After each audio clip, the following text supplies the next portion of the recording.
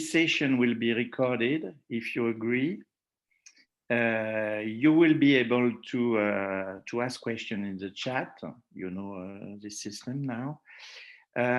We will start with the European Management Review, but I don't want to say that it's not because EURAM is the EURAM journal. It's just because Pascal is due to join another session this morning of the conference this morning. So I therefore give the floor to Anna Grandori, the elect editor-in-chief of the European Management Review, and Pascal Masson, who is one of the associate editors.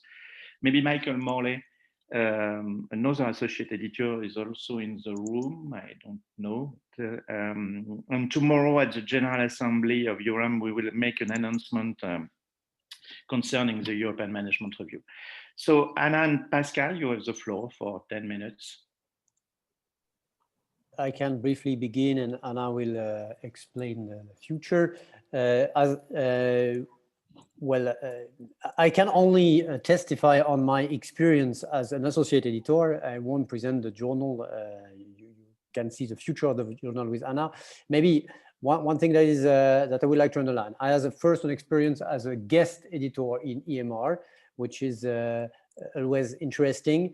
I can tell to the future proponent of guest editing. The proposal was reviewed by a large board of people with a lot of input coming from all the editors. This is it was very important for us. I did this with Annabelle Gawer and Maria Enquist. We got very interesting feedback from the board. Second, this special issue was supported by a European Academy of Management special interest group. At that time, Jan Dull was the chairman of the SIG. And it's interesting to see this link between the day-to-day activity of the SIG and the publishing in EMR. We got a strong support by European Academy of Management. There were a link between the conferences, the in-between events organized by the SIG, a link with SIG plenaries. So we had the opportunity to really link the life of the journal with the life of the academia, and it was a real pleasure for us. And last point, this special issue was oriented toward something that is probably very important for EMR. Even if this special issue was on innovation theory, the point was to articulate innovation management with the foundation of management science. And I think that's a critical point in EMR. We are not a collection of specialties, but regularly what the editors are asking for is explain why what you do in your specialty is important for the whole community. So really discuss the foundations of the discipline and not only build small building blocks in a silo. So that was my experience as guest editor. And when I then became associate editor, I think, well, you all know what is the life on the associate editor. So you have this impressive number of papers to review. And what is interesting is the spirit of the review process. First of all, of course, supporting high potential papers, looking for breakthroughs, strong empirical investigation, strong contribution to the foundation of the field, relevant for the community, but not only, also relevant for science, I would say. Don't only consider how you contribute to management, is it valid for your colleagues in other departments? Would this interest them? And last comment as an associate editor, if you want to publish, be reviewer. The community needs reviewers, that's the first point, and good reviewers make also strong contribution to good papers. And second, if you want to learn what is publication, you will always very well learn if you play the role of the reviewer. You immediately understand what is this position, and you might write your papers differently after this experience. And now, up to you. Already? The future is already here? Okay. So let me link it to, I reversed the order of points that I prepared. because I wish to link with the what Pascal was saying. So one of the point is the link between the review and the EURAM community. And this was perceived as a relevant issue also by the EURAM bodies when talking about the perspective of the journal, which, by the way, of course, I thank of this occasion and for the future. And to make it practical and concrete and perhaps organizational, one of the ideas for strengthening this link is to promote, even from now, a process of through which the six, which are already, as Pascal was saying, problem-oriented, to express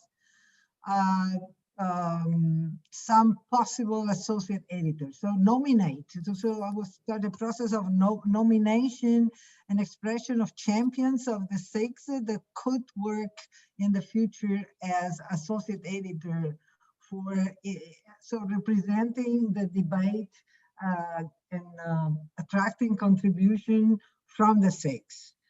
And that is, I think, not the usual way of nominating associate editors, but I think that some dose of democracy and knowledge representation should work in this field. That's one of the idea for the future, and it's more, let's say, the exploitative side, and less the exploratory, if we want to use that. Well, we should also, of course, open up a number of channels for bringing in new blood and contribution from outside, and there will be a number of ways, including standing tracks that are something that already started, the reflection on some relevant topics. So, but let me enter a little bit on the content. So one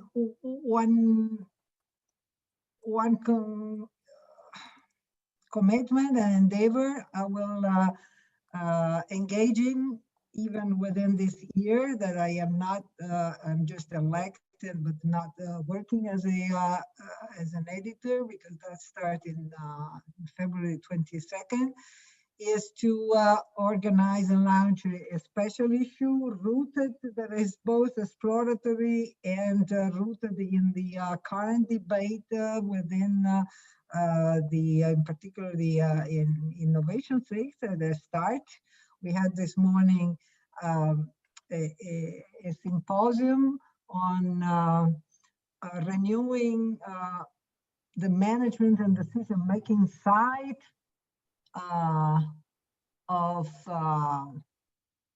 for responding to condition of high risk, high uncertainty. I mean, maybe the COVID crisis is a template, how to provide tools for, let me put it in this way, you know, rather than being still trapped in the optimizing economic rationality and all the behavioral tradition, the biases and the limits, we need some tool for strong thought and strong method for taking good decisions in this unknown epistemic night and uncertainty, etc. So this is an example of a sort of initiative that is half linked to existing debate and half opening to debate that are going on in related fields. Well, in my vision of the future, let's say in terms of contribution, I wish only also to link to what the past President Durand say in opening this conference. we are to some extent trapped into the ranking game, publish or perish game, and the journals, of course, have a strong aspect of personal evaluation rather than debate of ideas. I wish to express it with using the word by Foucault, success is an outcome, is not an objective. So no matter how we measure success, the ranking, the impact, etc., it would be good to pursue some substantive projects, and this will be the result more than driving our efforts. And the substantive contribution, well, I think that a European management review should do, well, we have European and we have management. So, and the firm in management is an important, of course, central entity. So I think the journal should be able to contribute something not only rigorous, but relevant for improving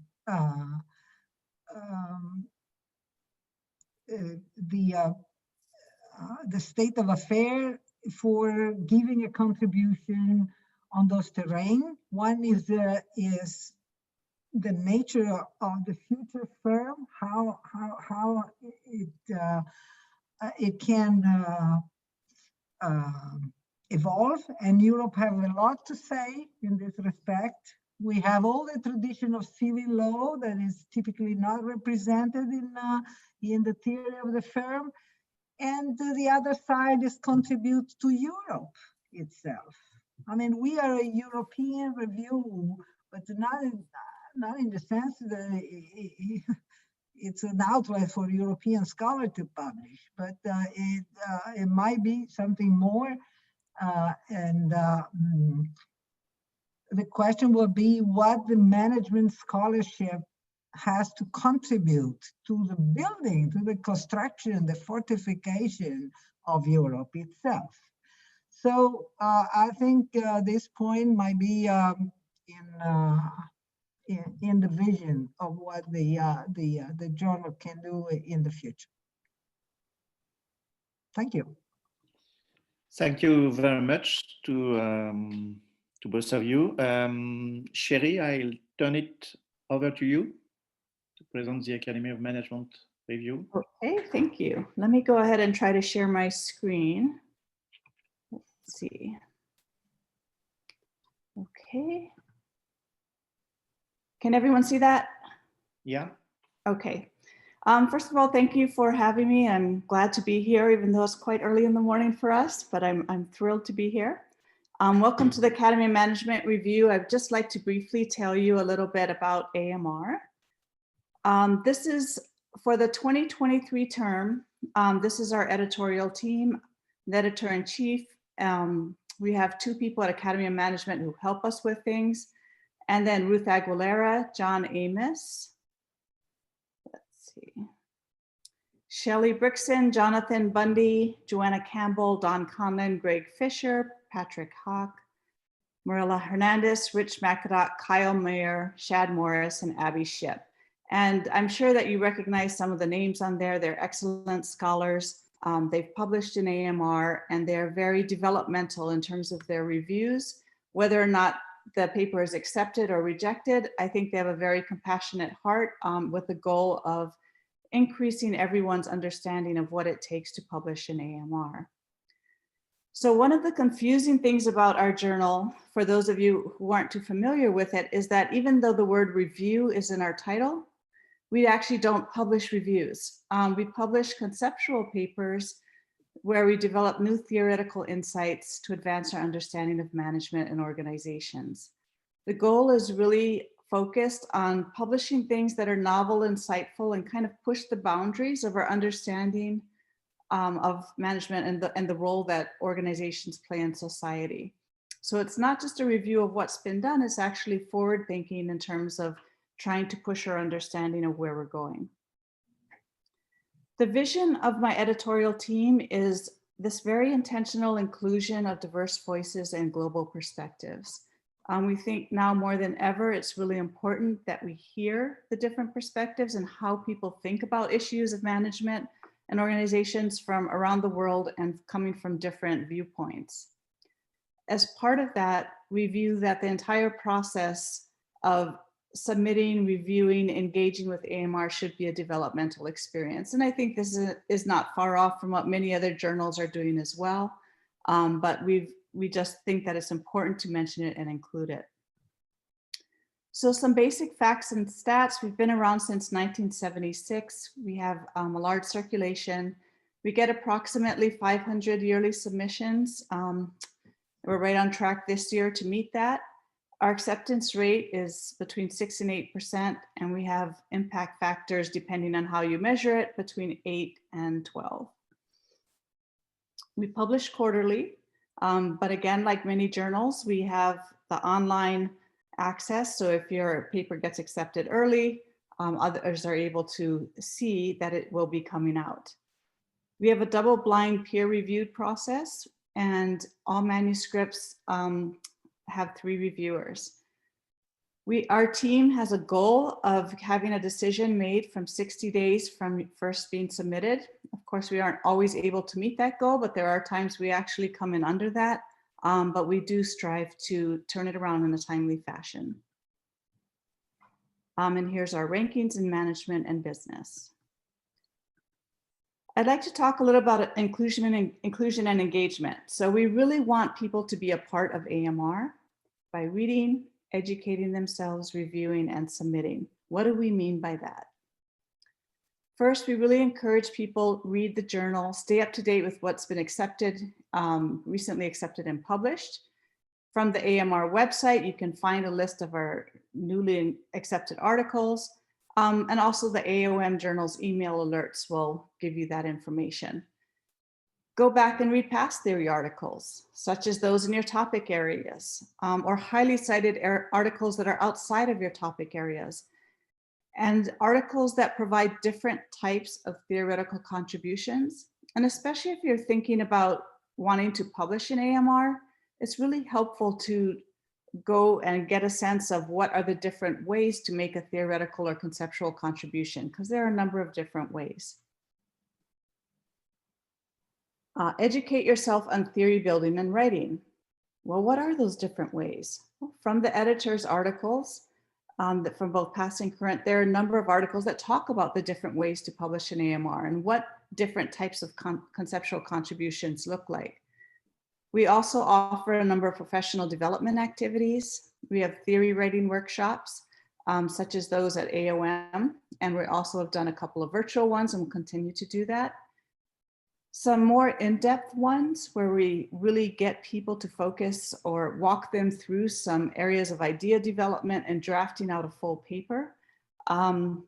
If we can tie them or link them to institutions or conferences, that's probably the best way for us to do those.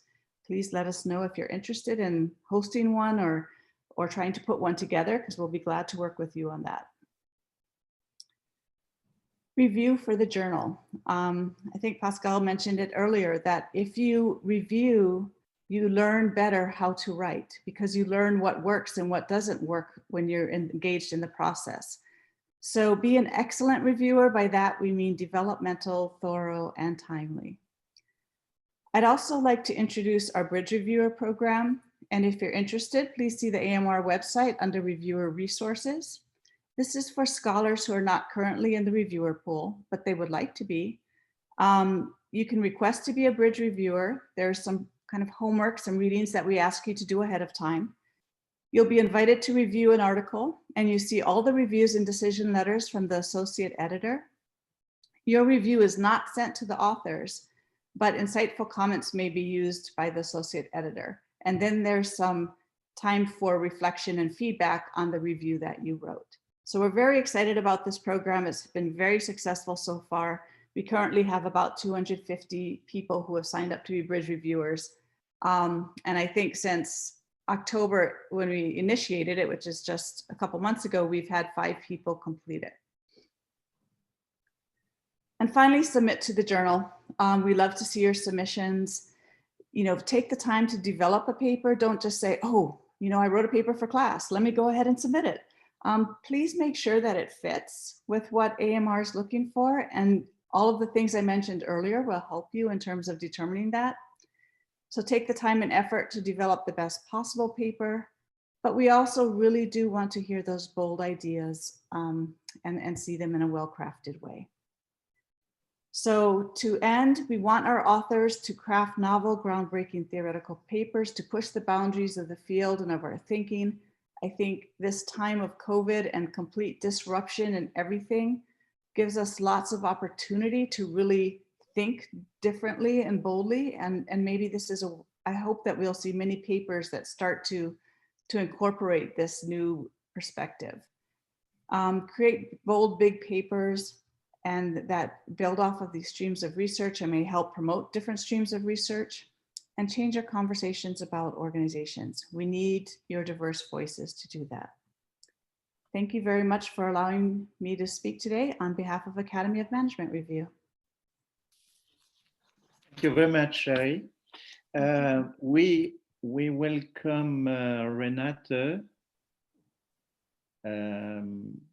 but she's got a problem with her camera, I think. Renate, can you hear us? Yes, I can hear you. Can you hear me? Yeah, that's perfect. Your micro is okay. My mic is okay. I had the conference portal didn't want to let me in today, so I'm using a Zoom link that I got, but that apparently doesn't allow my camera either. It's great to be here. Thanks so much for the invitation. I'm very happy to present organization studies to you today. I will try to share my screen with you, and I hope I can. Otherwise, I will just guide you through what I have to say. Can you all see my screen? Yeah. Yeah. Very good. So wonderful. So organization studies is an EGOS journal. One of the two EGOS journals that let me see how I can do that.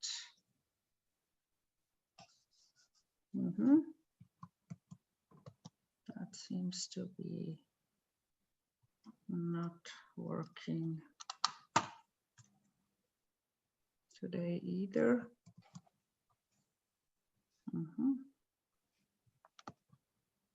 Okay, I think I will just sort of probably guide you through my slides without showing them if I cannot continue like that. So we're one of two EGOS journals. We are the organization studies has been existing for 40 years now, and we last year EGOS founded a second journal that will do theory papers only, that is called Organization Theory. So Organization Studies publishes conceptual and empirical papers, and it's strange why all these things don't work for me today. Let me see. Maybe I can do it again. It's easier to use it like that.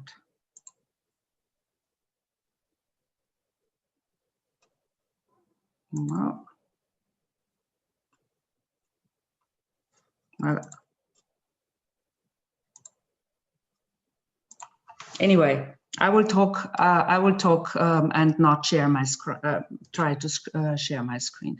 So, Organization Studies is an FT50 journal. Is one of the on the list of the Financial Times. We are a 4-star journal in many other classifications, and we have an impact factor of slightly under 4.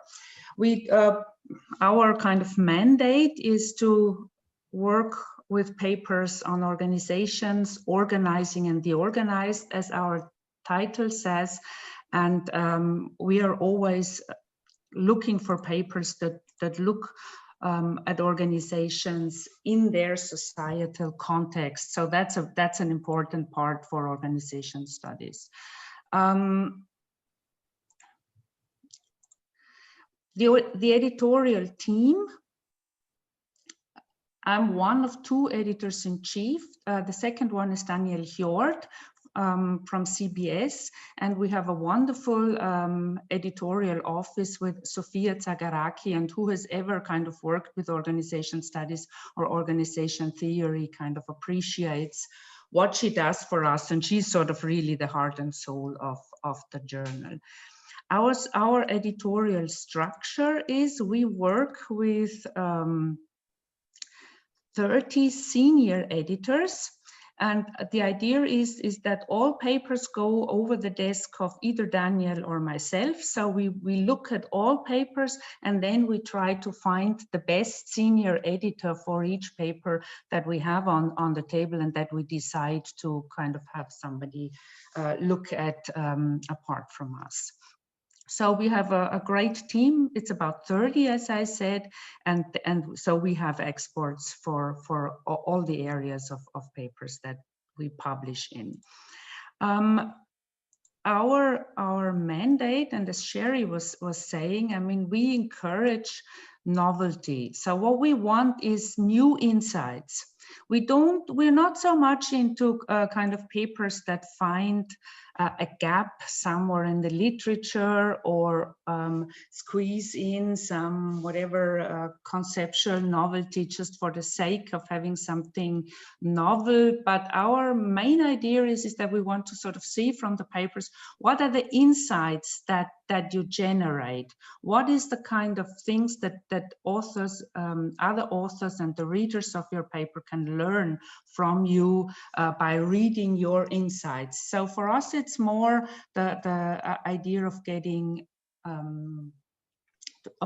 new insights than the idea of having somebody just filling a gap that they discovered in the literature.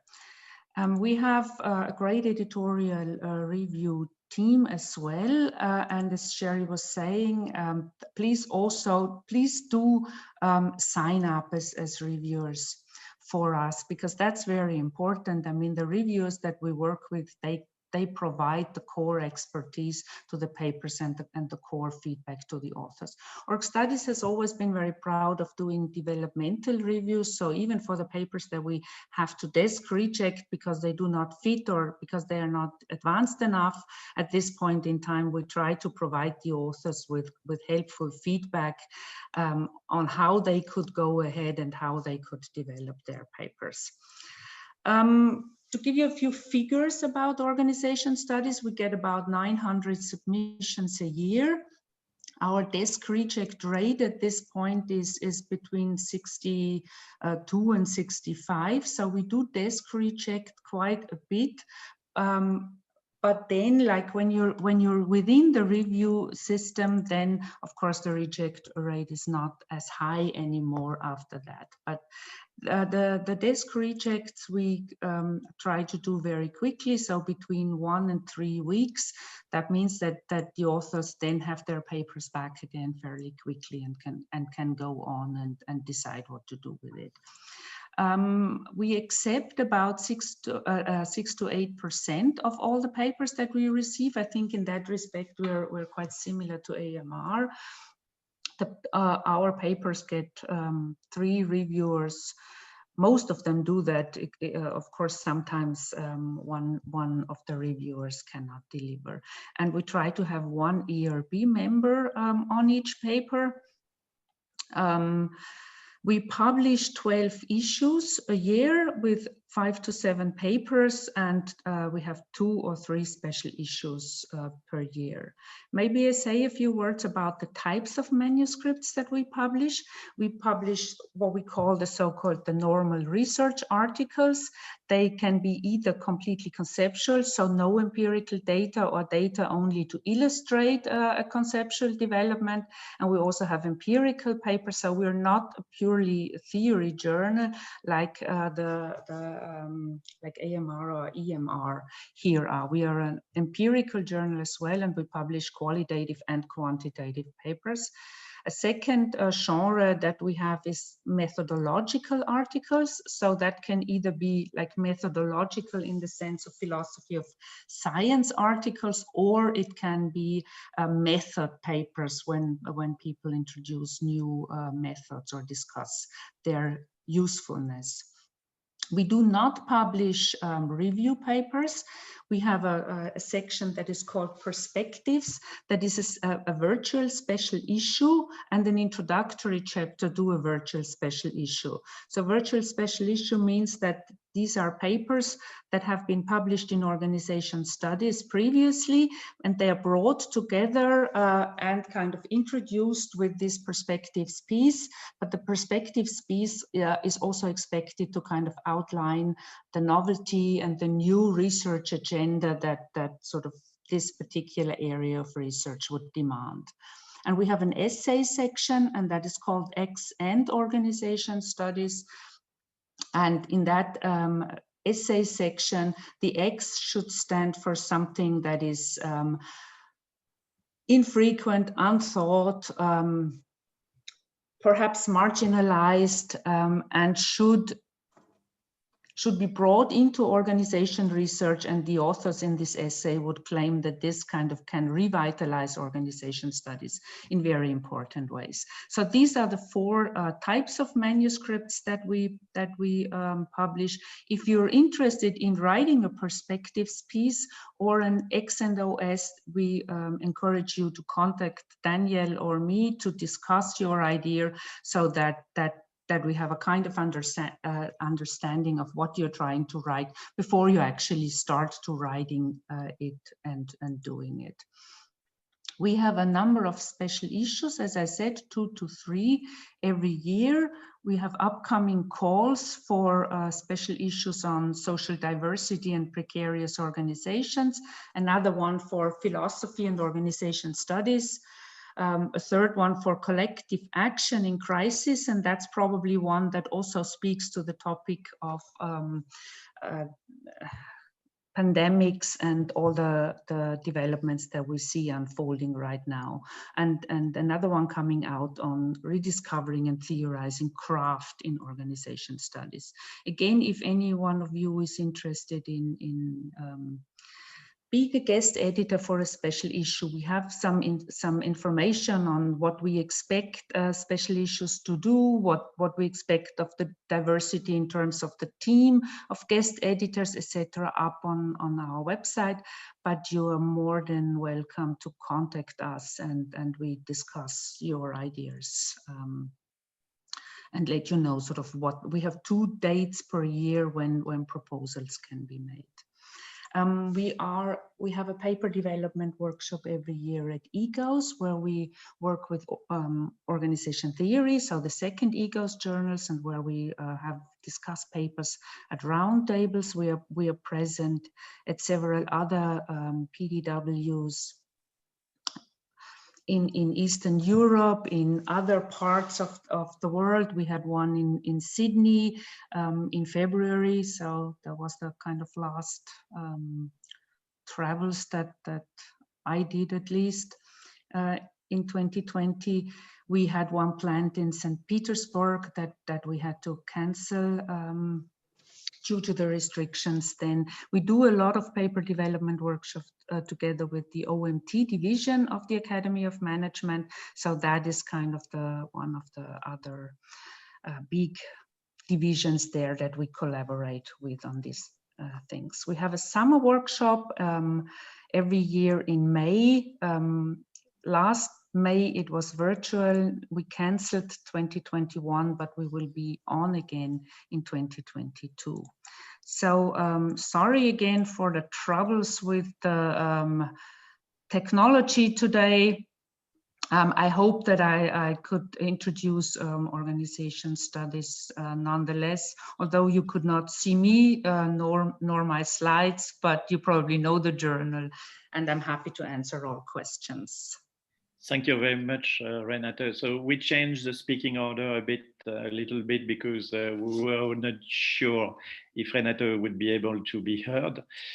Sorry, but now I give the floor to Kevin for the Academy of Management Discoveries.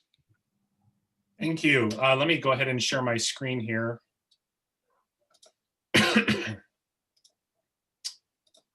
Hopefully everybody can see that now. Yeah. Good. So I want to talk a little bit about AMD today. And AMD has a very unique mission and a unique drive. And so, we're always interested in educating folks about what we're trying to do, why the journal was created. AMD, as you might know, is a fairly young journal. We've only been publishing papers since 2015. So I'm only the third editor-in-chief for the journal, but I'm very passionate about what we're trying to do at AMD with regards to empirical exploration and providing a different outlet for authors. So let me walk you through a little bit of the sort of the case for AMD.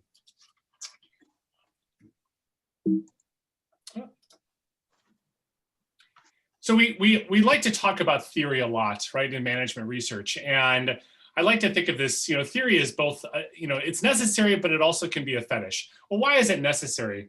Well, it's necessary because it aids in the production of scientific communities and transmission of knowledge, right? It helps us organize what we know.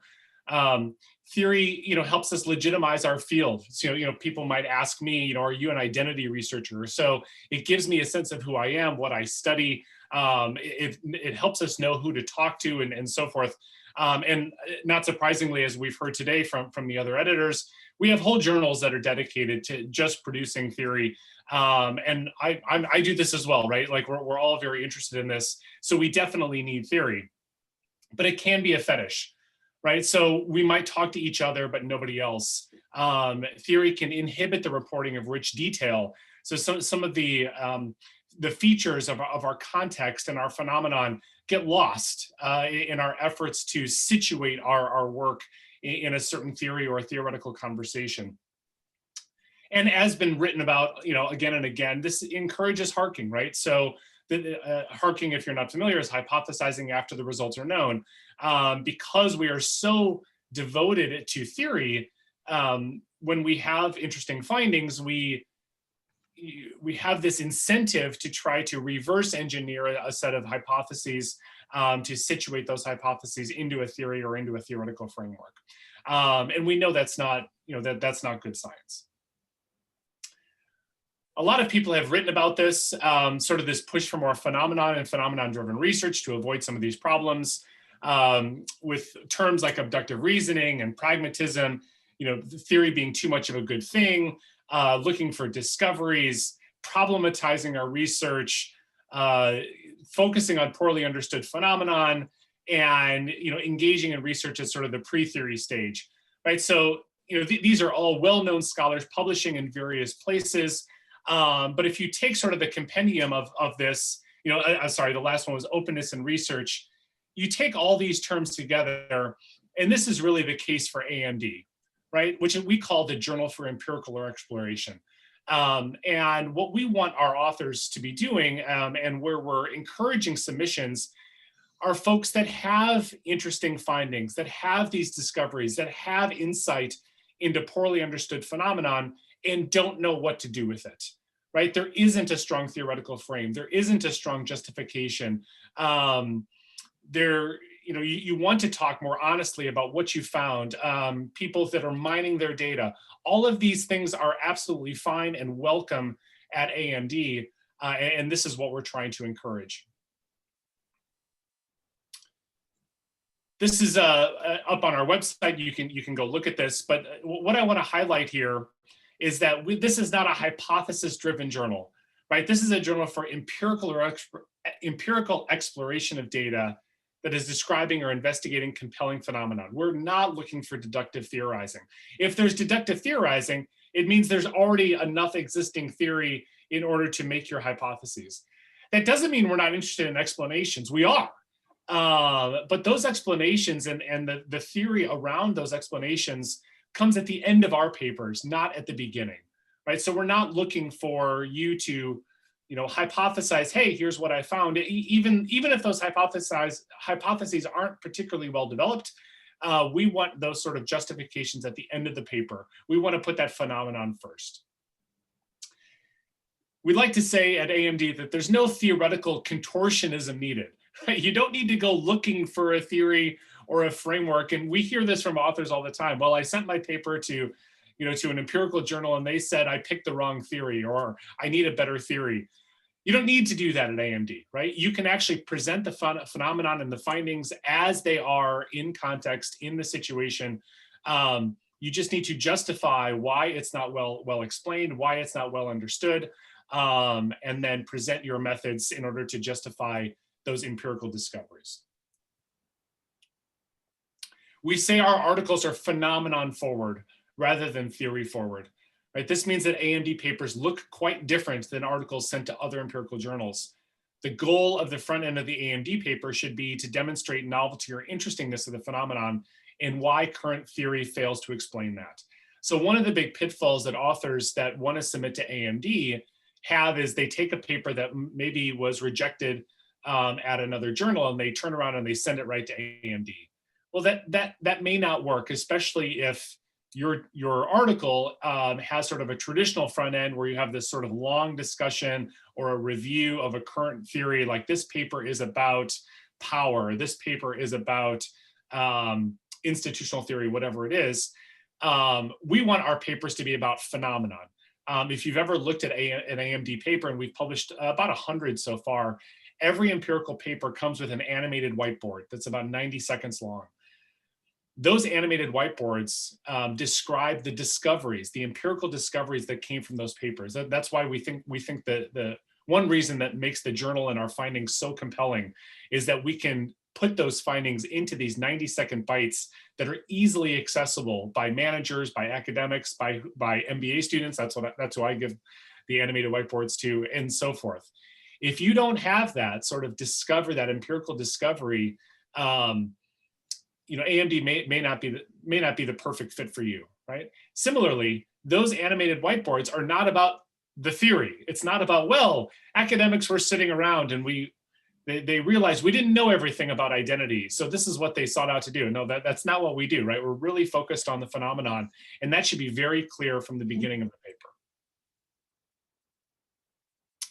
As I mentioned before, it's in the discussion of an AMD paper where we want to see that plausible theoretical explanation or that theoretical contribution.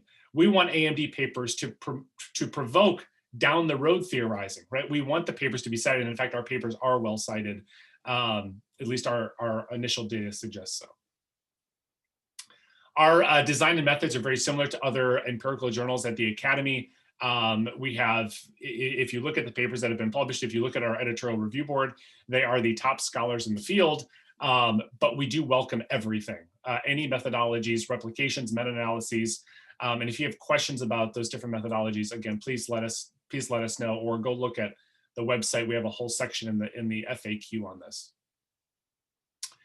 Let me skip through this. Okay, the analyses, of course, you want to focus in on the discovery, right? What is that thing? In fact, when you submit to AMD, one of the things that we ask our authors to do is to write, in addition to their abstract, what is the discovery? You should be able to put in less than 200 words, what is the empirical finding that is interesting, that is compelling, that wasn't explained well by prior theory, right? And this is what we want the analyses to build towards.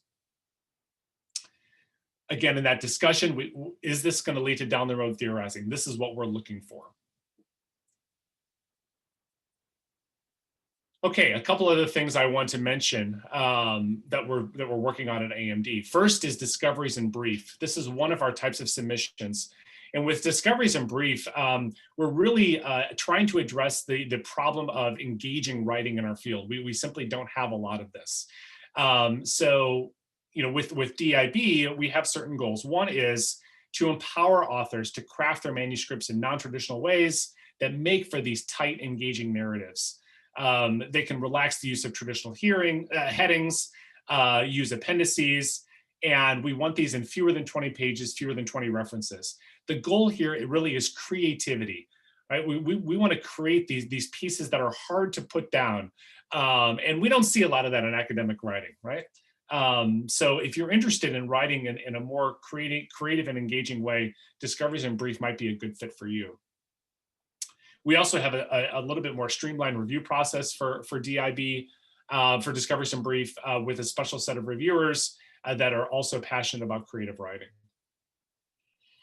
We also accept registered reports. Registered reports, again, promote transparency and honesty in scientific research.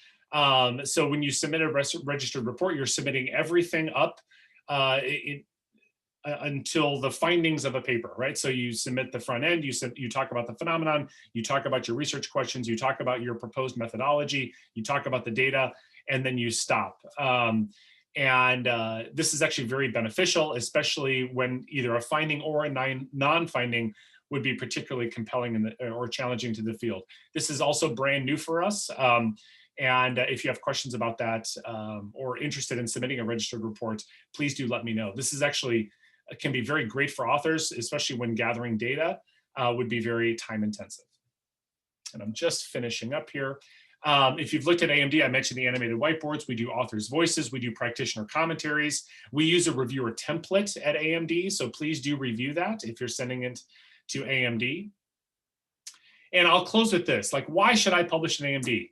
Again, you have compelling findings you can't completely explain. I was just in a talk yesterday where the author was struggling with this. It's like, send it to AMD. This is why the journal was created. You want to immerse your audience in the context and phenomenon, and you want to report your research in a transparent and honest way.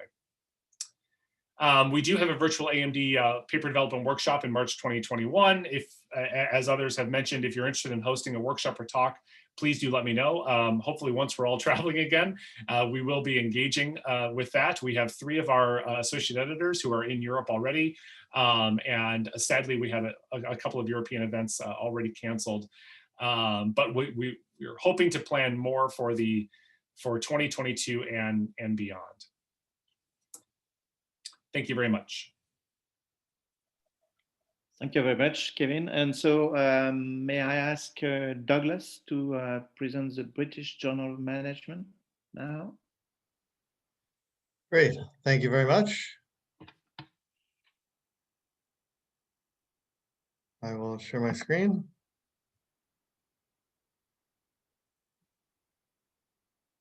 Good morning from, normally I'd say sunny Florida, but it's dark outside, so I don't know if it's going to be sunny today. Early in the morning here in Florida. I'm here today on behalf of the British Journal of Management. My co-editor, Pawan Budwar, unfortunately could not make it today, but extends his regrets, and the 2 of us are very appreciative to join this great panel. The British Journal of Management is the official publication of the British Academy of Management, which hosts a number of conferences each year. Their annual conference is always in early September and typically has hundreds of people in attendance over a 3-day period. The journal was established in 1990. The latest impact factor is 3.023, and the ABS ranking is 4. The British Journal of Management, of course, is a management-oriented journal, as the name implies. The thing that is perhaps most unique about the British Journal of Management is that we look for papers that are multidisciplinary and interdisciplinary. Published theory papers as well as empirical papers on a wide range of disciplines. So to be quite blunt, we don't exclude any type of paper. So anything from accounting, economics, entrepreneurship, finance, human resources, et cetera, et cetera. So we welcome all types of submissions to the British Academy of Management, particularly interdisciplinary submissions using non-US data. They obviously have no US-centric focus here with British Journal of Management. Look for international data sets and contributions. The journal has 2 co-editors-in-chief.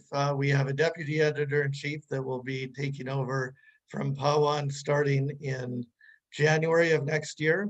currently have 11 associate editors. Our submissions have increased tremendously over the last year. So we're looking for roughly 4 more associate editors. And there's been a call out for associate editors recently released by the British Academy of Management.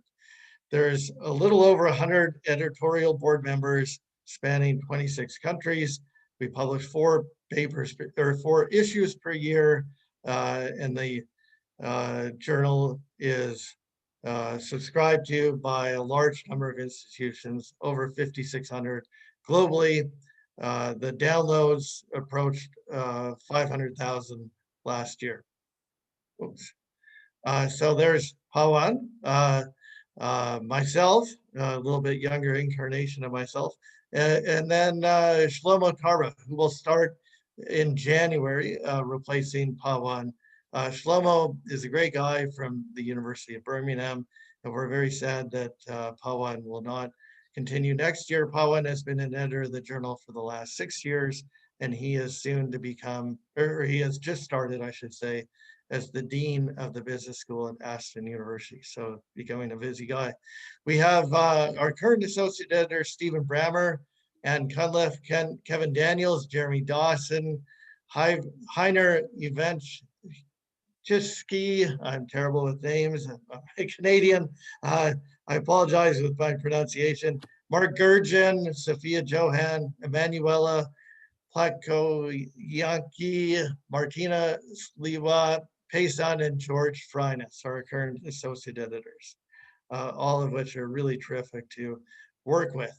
So British Journal of Management takes 3 main types of contributions. So original papers, it could be a pure theory paper or one that also includes empirical analyses. We do run a number of special issues. For example, this past year we had a COVID special issue, which had close to 130 submissions. So it's a very popular special issue. We have an open call for special issues that is in early December each year. So we invite special issue proposals.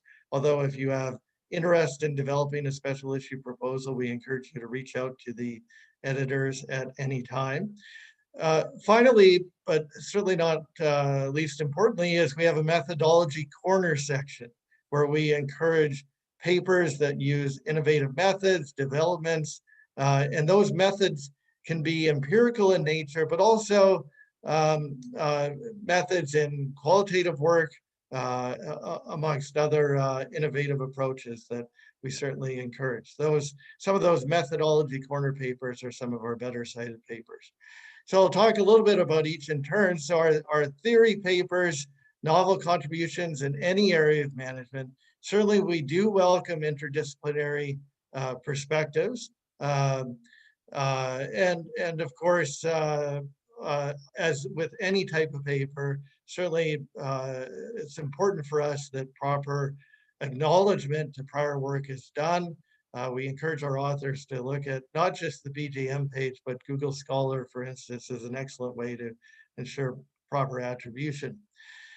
Papers that have empirical data can have 2 types of data, either secondary or primary. Secondary sources can, include single country studies, but where possible, we certainly encourage multiple country studies. Sometimes findings are not robust when you extend it to a second country. In other words, institutional details from which the data are derived can lead to a non-replicable study when you extend it to another country. So multi-country studies are certainly welcome. Primary data that use surveys or interviews certainly welcome as well. But we definitely look for data sets that are representative of the population and done in a way and presented in a way that if someone else were to go out and undertake that study, that they would be able to replicate the findings.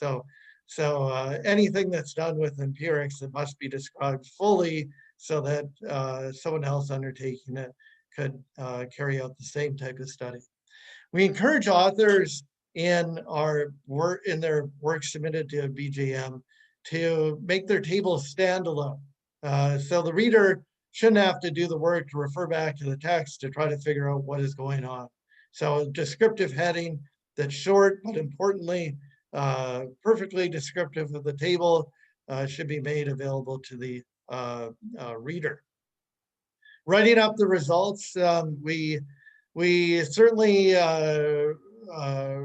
recommend, if not require, a discussion of not just the statistical significance, but interpretation of the size of the effects. In other words, the economic significance is a common way to describe that. So for instance, if you talk about a standard deviation change of the right-hand side variable, what is the percentage change of the left-hand side variable? Some sort of interpretation like that is important for the empirical write-ups.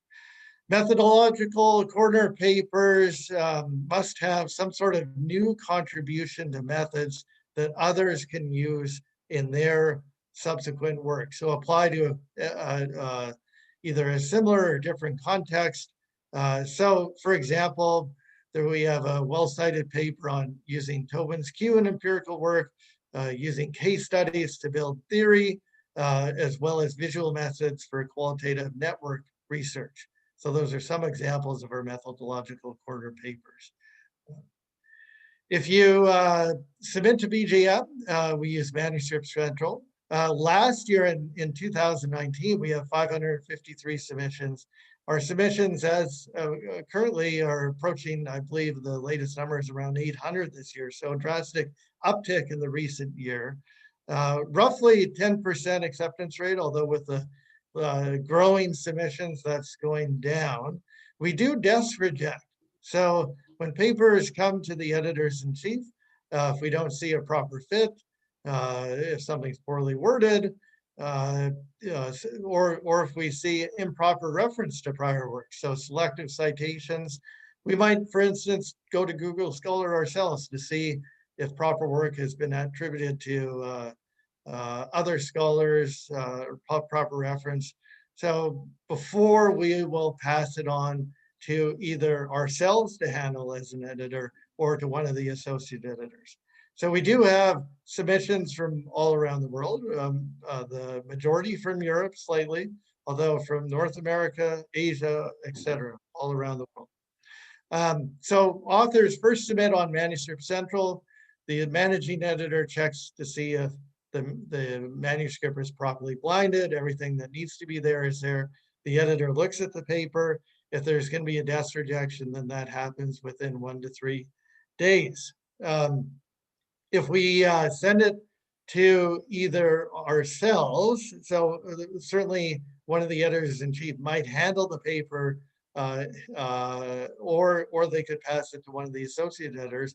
We take 3 reviews. So we always get 3 reviews in each of the papers, and we try to get the reviewers picked within a minimum of a week, establish who the 3 reviewers are going to be, give them 30 days to do the review, and then as soon as possible thereafter, the associate editor or editor will check the quality of the reviews to make sure they've been done appropriately, write a decision letter, and then send that decision letter out.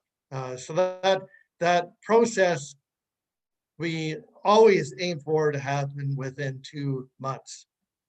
And then certainly on an R&R, that invitation, when it goes out, the author either accepts or rejects, and then we look for resubmissions within 4 to 6 months. So why are some papers rejected or desk rejected? So certainly a variety of things can happen. If the theoretical contribution is too weak, the focus is too narrow, so it's too much of a niche topic. Certainly our audience is the broader management community. If there is little relevance to management research, if the methods used are not appropriate or out of date, improper referencing, and also the British Academy of Management has a sister journal called the International Journal of Management Reviews. So British Journal of Management, therefore, does not look for review papers. If it's a purely review paper, that fits with IJMR, then we encourage authors to submit to our sister journal IJMR. Published papers have a great overall fit with the journal, dealing with an important topic, explaining the research question very clearly, giving evidence that's going to advance the literature. The theory and link to the data need to be logical and clear. If they're either theoretical or qualitative or empirical contributions, the methods have to be robust. In other words, not changing by slight variations in the methods, and you know, satisfy a certain level of novelty. We have, of course, social media accounts like other things, and other Twitter and other things, and a way to disseminate work. We encourage authors after they've submitted and published to submit a video that explains what's going on in their paper. Is a great way to disseminate their work not only to other academics, but also to practitioners. And we even encourage teaching and learning guides for our authors so that they can encourage use of their paper in the classroom. So thank you again for the chance to join this great group and great conference, and I look forward to our discussion. Thank you very much, Douglas. So we can turn to the debate, the questions. Are there any questions?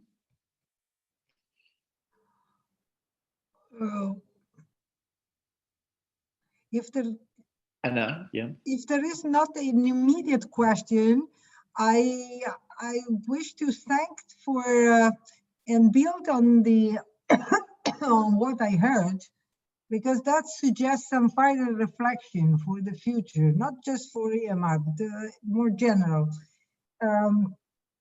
I think that you might have noticed that the type of differentiation among journal in the more in the American base, you know, America, etc. Yeah, there is more specialization by type of papers. And that makes sense also because the field is larger, the number of submitters is larger, the history of journal is longer. While I think among European journals, there is some specialization, but not much. In particular, EMR is not the theoretical. Renate, I think it's both empirical and theoretical. It's not like EMR, for example. But there is more, I would not call specialization, but orientation in terms of disciplinary background, in problem addressed, so sort of intellectual tradition. So there is it's a type of problem, type of audience even. So for example, and I speak also for my past experience as co-editor of organization studies. At the beginning, organization studies was almost the only one, you know, at the time, covering all the soul debate, and there was always a big tension, especially between the business-oriented and the more social science-rooted, soft social science-rooted. So now we have some differentiation, and we can see basically that there's two approaches have somehow, to some extent, split between European Management Review and Organization Studies.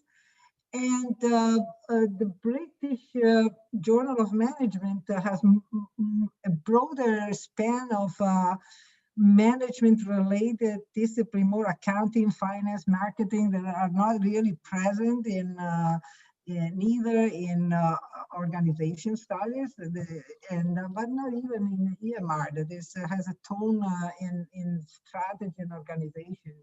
So I think this makes a lot of sense. It's a healthy difference. I would, for even in type of paper for the future, I would increase the variety.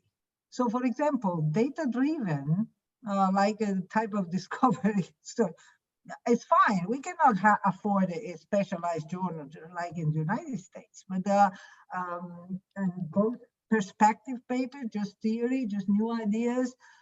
So I think we can cultivate within the journal the variety in terms of type of paper.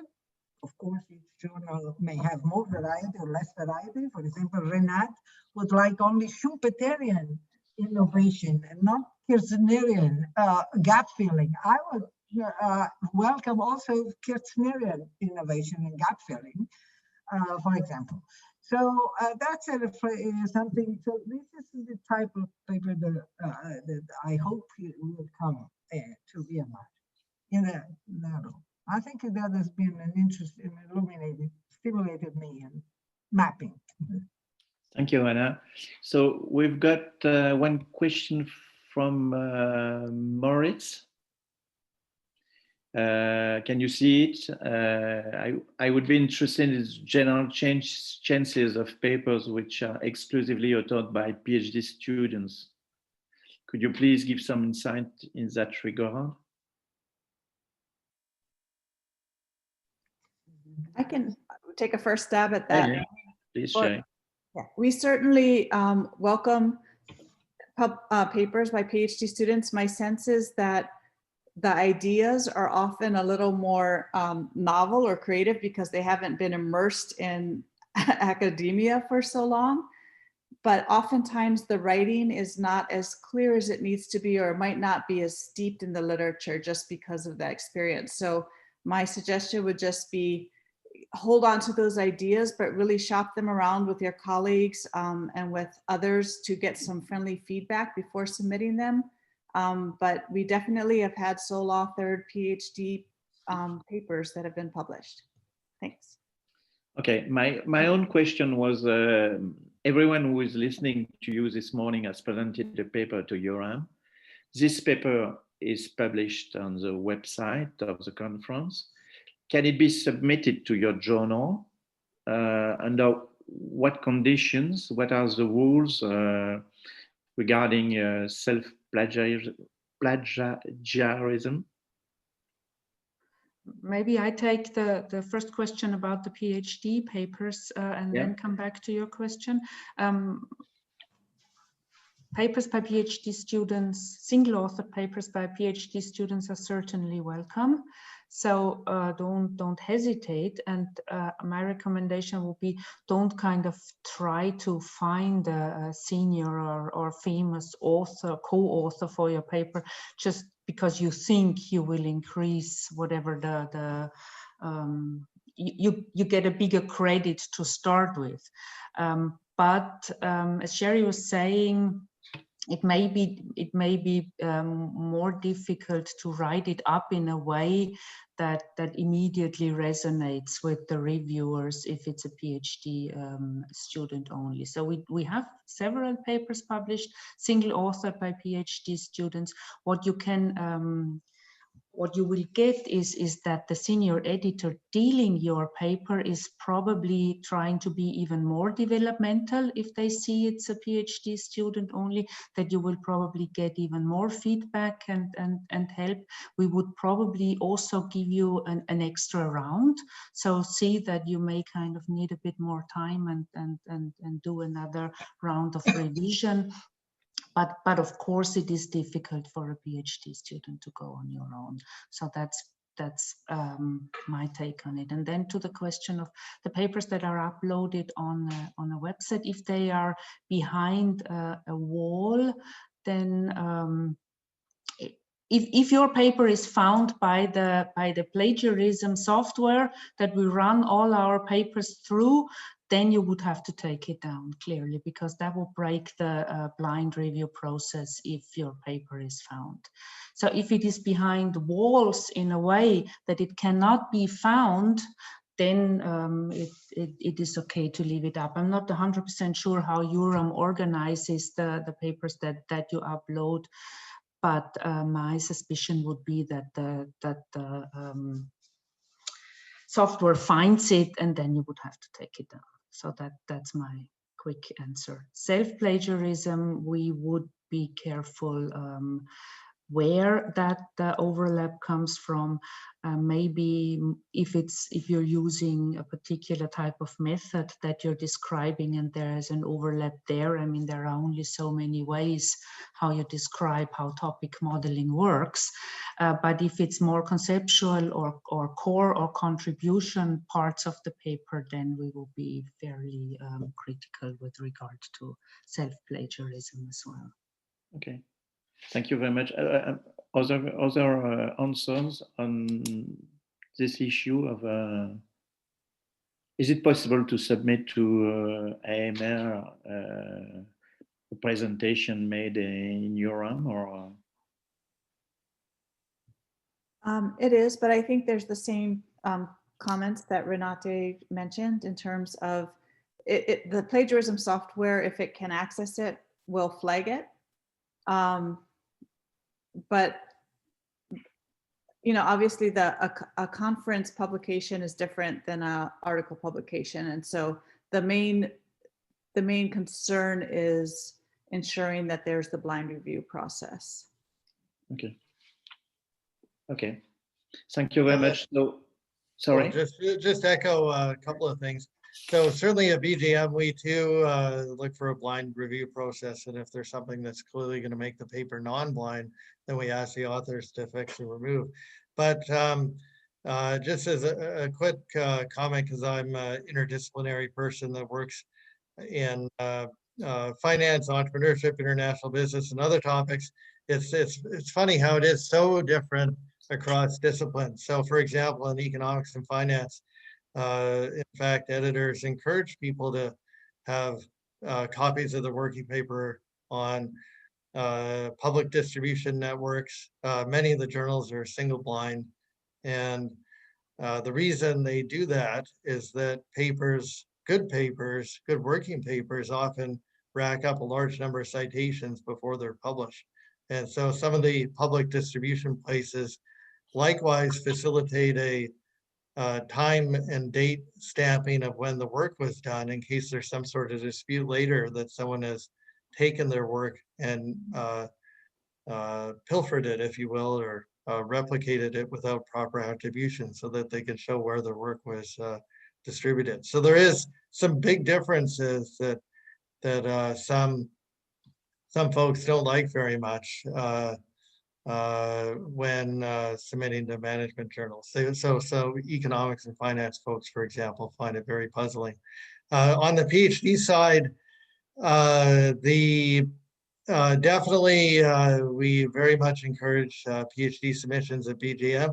The main thing that I encourage folks to do is to present at conferences like EURAM or other great events, because presenting is a great way to get feedback from other scholars, and then it really helps clarify your work. If you can't give a solid presentation in 15 minutes that explains, or even shorter, that explains precisely what your paper is about and convince other people that your idea is interesting, then maybe there's something that needs further work on your paper.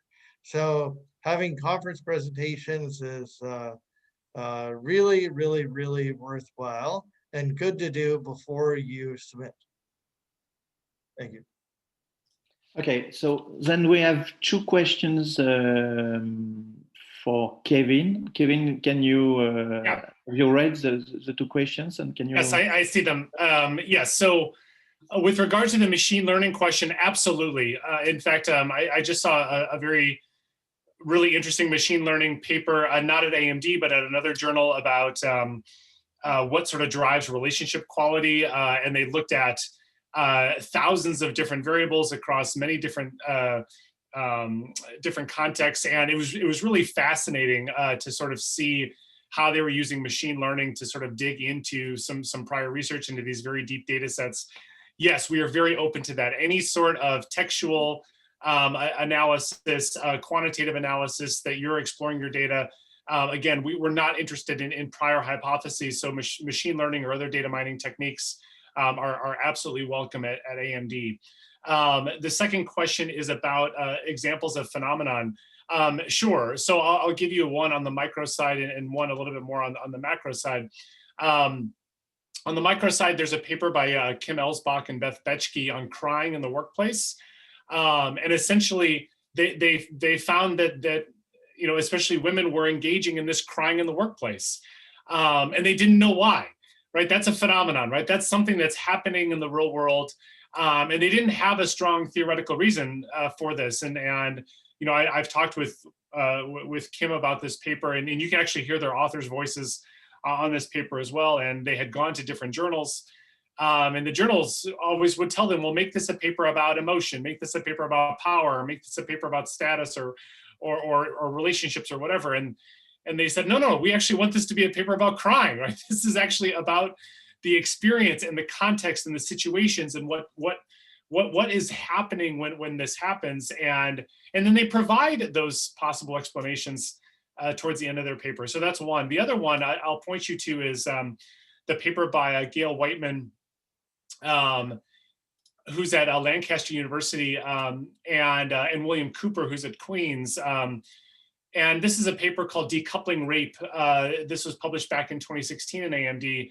But essentially, they had some knowledge that certain firms that were pursuing these certifications with regard to CSR in these towns, these young women were being raped and tortured as a part of this system. And they didn't really know why. They knew this phenomenon was happening. They knew that these companies that were pursuing these goals were involved with these firms that were exploiting these young girls. And so they went to study this, right? They went to study that phenomenon. And if you look at that paper, it's very clear from the very beginning what the phenomenon is, why they went to study it, why we didn't have a good understanding, you know, in our current theory of why this was happening, and what are the potential implications of that. So that would be a couple of examples, but there are many others. Thank you so much. Yeah. Thank you so much. In a way, you are looking for a black swan more than, so in terms of puppet, in terms of falsationism, more than testing hypotheses. That's what I understood. Yeah, I think that's a good way to put it, but it doesn't have to be so rare, right? I mean, it could be something like crying. I mean, crying is not a black swan. I think that the rape paper is maybe a little bit more of that, but it's just a phenomenon that we haven't really thought about or really engaged that could open up new lines of research. Okay, thank you so much. Yeah. Thank you. A question to Renate. Have you seen it? Yes, I've seen it. Thanks, Francisco, for the question. The replication of a known method would not be a problem for us. I mean, that's what a lot of papers do in all empirical journals.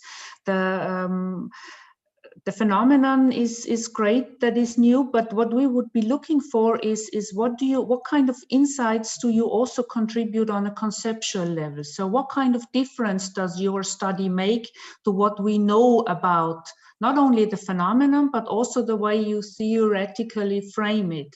So what are you contributing to this particular kind of conversation, also conceptual conversation that we did not know before? So that would be the question that you should ask yourself at the end of the paper. So what does your reader know also conceptually, not only about your case or your empirical study, but beyond your case and your empirical study? What have we learned that we can take and that has kind of enlightened us and brought new insights for us? So the method itself would not be a problem at all. Thank you so much. Okay, and the question by Johannes for all of you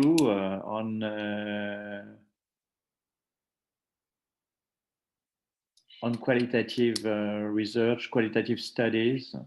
Yeah, I will say quickly, we publish a lot of qualitative work. About 30 to 40% of the work that comes out in AMD is qualitative, so we're very open to that. I don't know how much more you want, Johannes. I don't know if you want to say more about what you're thinking about, but we're definitely open.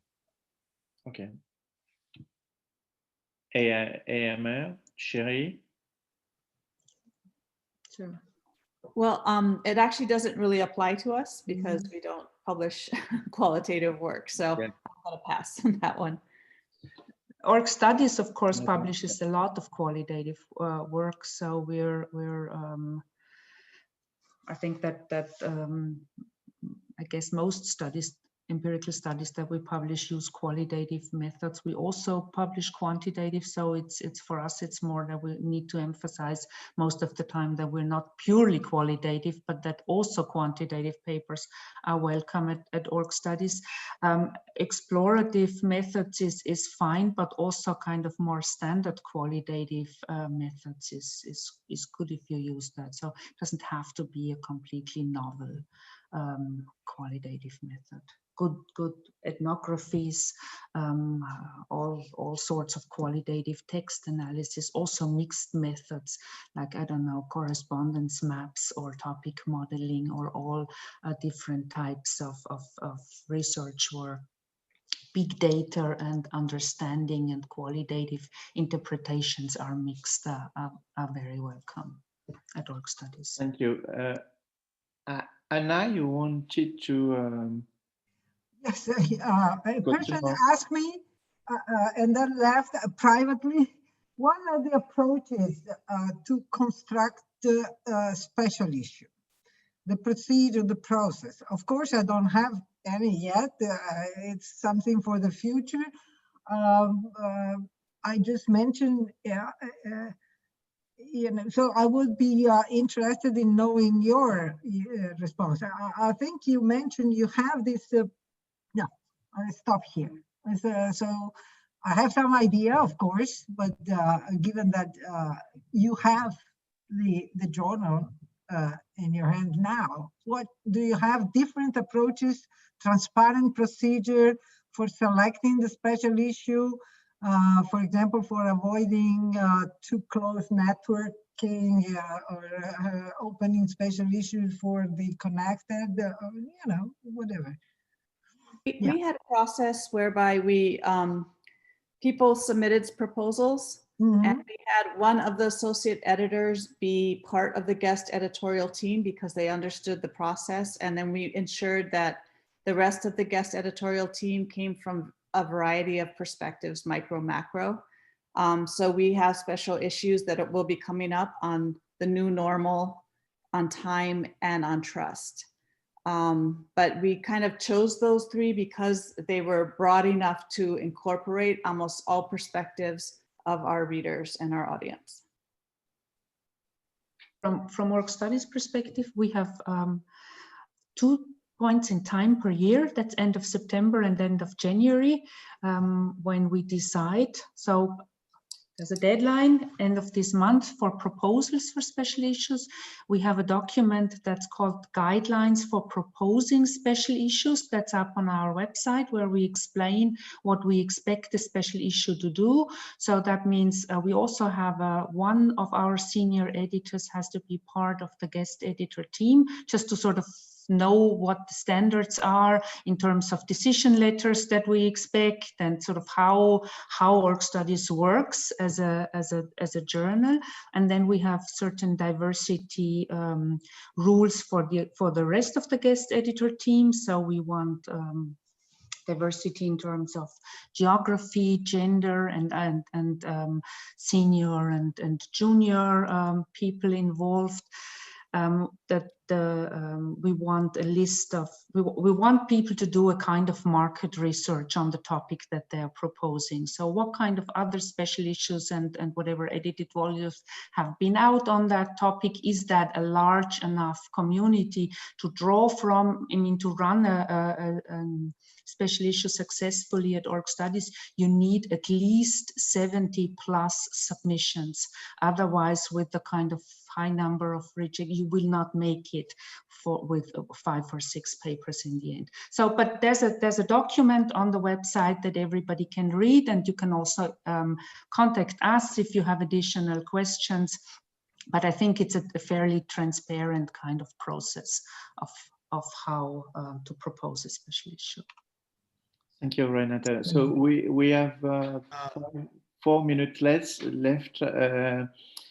We have another question on desk reject. I think Doug has presented a slide on that. Sure. Yeah, just super quickly, I'll just jump in on desk rejects as well as quickly. Qualitative work and the special issues. So currently with the special issues, we have a call at BGM. We're accepting proposals right now. So if you have a special issue, you want to reach out to one of the editors, please get in touch with us and we'll take a look at your proposal. Likewise, we have a document on the webpage that encourages people to look at them and put them in the proper format. And given that it's due right now, we're happy to take questions offline about that. On qualitative work, we have a really great associate editor, Emmanuel Platt, could never pronounce her last name, it's tough for me. She's at the University of Vienna. Platko Yanki, Emanuela, award-winning qualitative researcher. She and Pawan did an editorial that's just forthcoming on new approaches in qualitative work. I encourage you to look at it. Really like those issues. And then with our desk rejects, you know, if we do desk reject, you know, it can often be punishing to get a desk reject. You feel a little bit insulted, but we give a developmental explanation why we desk rejected, encouraging, you know, further work on the topic. Maybe that paper could go to a different journal. Occasionally I've desk rejected and encourage the author to resubmit if there's something there that I think is okay, but it just is not going to fly with reviewers. And I might desk reject and say that, well, if you redo, you know, these 5 or 10 things, then that could go in for review, but no guarantees as to what the reviewers are going to say. So those are all possibilities.